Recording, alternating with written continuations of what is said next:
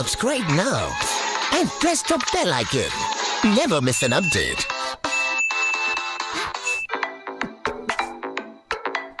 What's up mga ka-extra, this is Papa Seb TV, and for today's video, ang pag-uusapan natin is kung paano nga ba makakuha ng free ATM card kay GoTime Bank, no? So bago natin simulan guys, intro muna tayo para mukhang pro. They call me a god. They call me a god. So yan nga guys, kukuha tayo ng free ATM card kay dito kay GoTime Bank, no? So, paano nga ba tayo nakakuha ng free ATM kay GoTime Bank? Siyempre guys, punta muna tayo sa, i-open muna natin yung application kay GoTime Bank. Yan, at ilalagay muna natin dito yung 6-digit PIN kay GoTime Bank at mapupunta tayo dito sa dashboard ni GoTime Bank, no? Kapag nandito na tayo sa dashboard ni GoTime Bank, guys, is pupunta tayo sa pinakamalapit na kiosk ni, sa kiosk, yung machine, guys, no? So, eto, guys, no? Yung machine na yan. Pupunta tayo dyan. Meron yan, guys, sa, supermarket sa Robinson, sa department store Robinson, meron din yan, guys, no? So, at alam nyo ba, guys, etong si GoTime Bank is free kapag kapag nag-cash in ka, is free na siya, no? At pwede mo siyang gamitin sa lahat ng, na Robinson Supermarket, Counter, and Department Store, no? So, pwede din siyang mag-withdraw or mag-savings kay GoTime Bank, no? Kumpleto na nga din siya, guys, no? So, katulad din ang Paymaya and GCash, no? So, kumpleto na yung dashboard niya. May savings na din, may deposit, may cash in, may bank transfer, may pay bills, no? So, first step niya dyan, guys, is dapat may GoTime application ka at dapat register ka at papakita ko nilalagay ka na lang yung link sa baba, guys, na kung paano mag-open account kay GoTime Bank. And after nyo maka-open kay GoTime Bank, guys, kapag may account na kayo, is punta lang kayo sa pinakamalapit na Robinson Supermarket. May mga kiosk dyan, guys. Katulad nitong nakikita niyong machine na yan.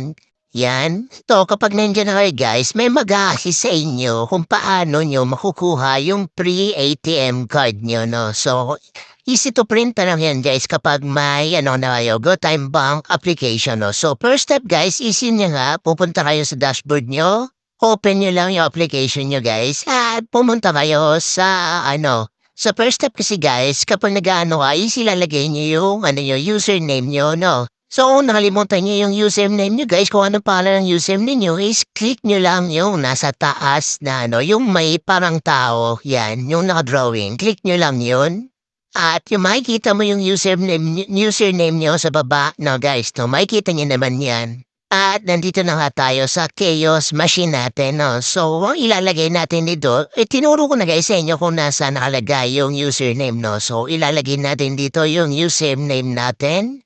Yan, after nyan guys is, kapag nalagay nyo na yung username nyo is, maghihingi naman siya ng passcode, no? So, enter nyo nga dito yung 6-digit nyo na passcode, no, guys? Madali lang naman yan.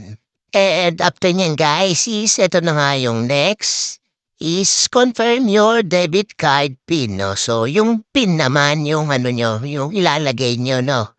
So, nakalagay naman yan, sundan nyo na lang.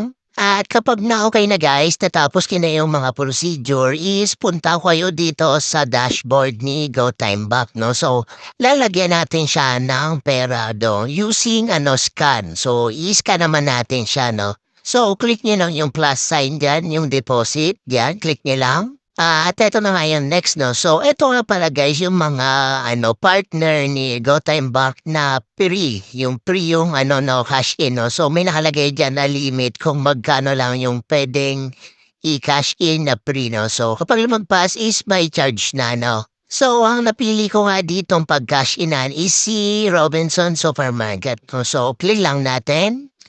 Yan. At click nyo yung guys yung over the counter, no? So, click nyo lang yung over the counter na yan. So, nakalagay dito is kung magkano daw yung ika-cash in mo. So, ang nilagay ko guys is 100 muna. So, okay natin. click next pala, no? So, papakita to si, QR code, no? So, ito yung QR code na to, guys, is ito yung ipapascan nyo sa counter, no? So, iscan ng counter yan at automatic na papasok sa inyo yung pera, no? Kung magkano man yung pinakash in nyo. At may resibo din yan, guys, no? So, walang charge yan. At after natin mag-cash in, guys, is eto na, no? Transferred successful na, no, guys, no? So, nag-check na siya, okay na. Time Bank, guys, is pwede niyong gamitin to sa lahat ng mga supermarket or sa mga grocery or sa mga butika na nag-a-accept sila ng Visa or Mastercard, no? So, yung may banknet na din kasi siya, guys, no? Pwede siya mag-save and mag-pay bills at kung ano yung nagagawa ng GCash at Paymaya ay kaya na din gawin. So, yun lang guys, no? So, kung nagustuhan niyo itong video na to, please don't forget to like, share, and subscribe. Thank you and God bless.